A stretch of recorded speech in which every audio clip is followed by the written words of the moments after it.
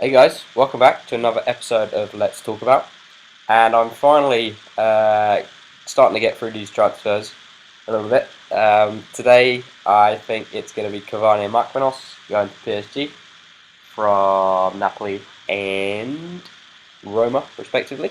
And you will be seeing games 7 and 8 of Division 1, which we managed to win the title of. And there's a free pack opening at the end of this as well. I think I don't know whether this happens every time you win. I can't really remember, but I got a free pack which I put in at the end there as well for you guys.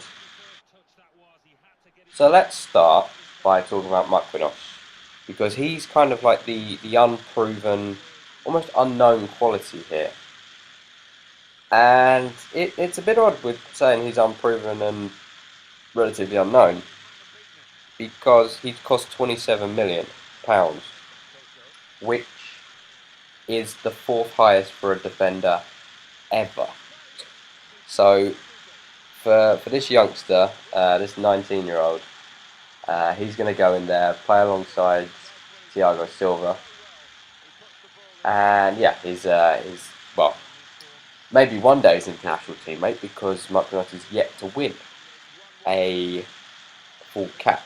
I believe he has had under 23 caps, but no full caps for Brazil. So I can see why PSG have done this. There was lots of interest from Barca in the player. So obviously someone who is very highly rated. Played 26 league games for Roma last year. I didn't actually manage to get to see him at all. I do watch a bit of Serie A stuff. It's on ESPN. And I'm guessing now it'll be on BT Sport. Now that ESPN have lost their footballing rights. So, yeah, I didn't get to see the guy. I've heard very good things, as probably I should be, considering that he cost 27 million. But, you know, if you are going to be the new best centre-back in the world that some people are saying this kid will be, then you are going to have to pay a lot of money. Obviously, if you're PSG, you have to pay more than most, because everyone knows how much money you have. And also, I don't think PSG really negotiate.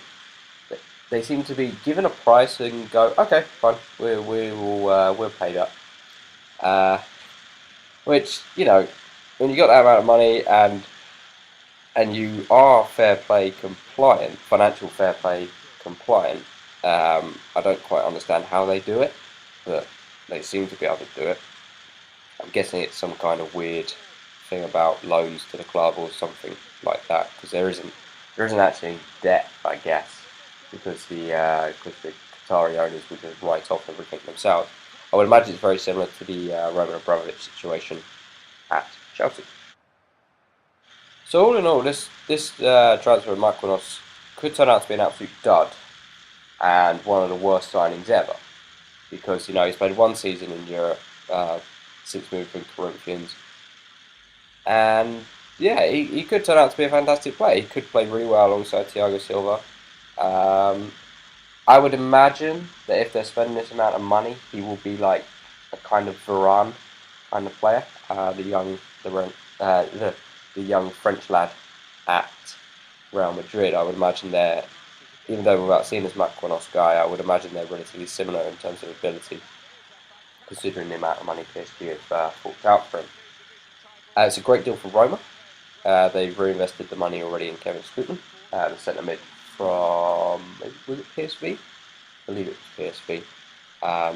He makes a Dutch national side now quite regularly, I believe, Kevin Scooten. Roma bought Marquinhos for, I believe, just over 3 million, and they've sold him for 27.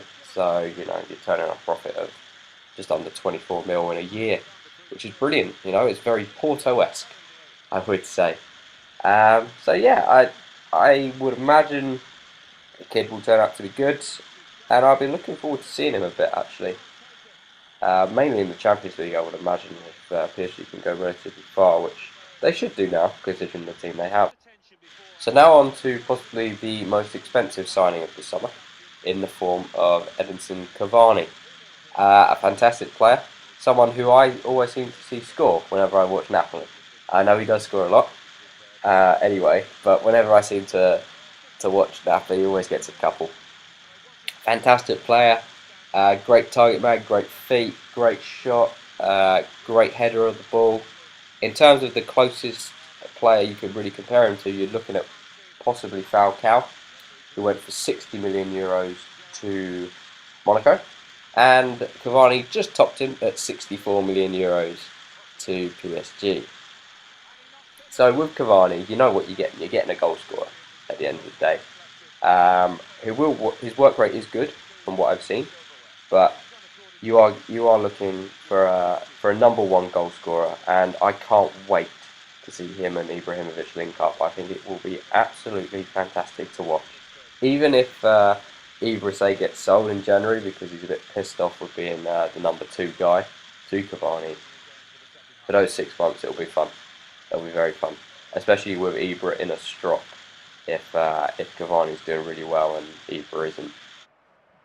So this deal that PSG struck with Napoli is believed to be the fifth highest in history. So no pressure there on the 26-year-old Uruguayan. But he has great goal scoring form.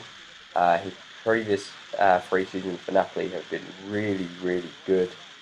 Very good in Europe as well, in the Europa League. So it'll be interesting to see if he can continue that in the Champions League.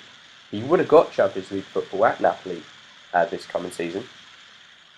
So he obviously didn't leave for that reason.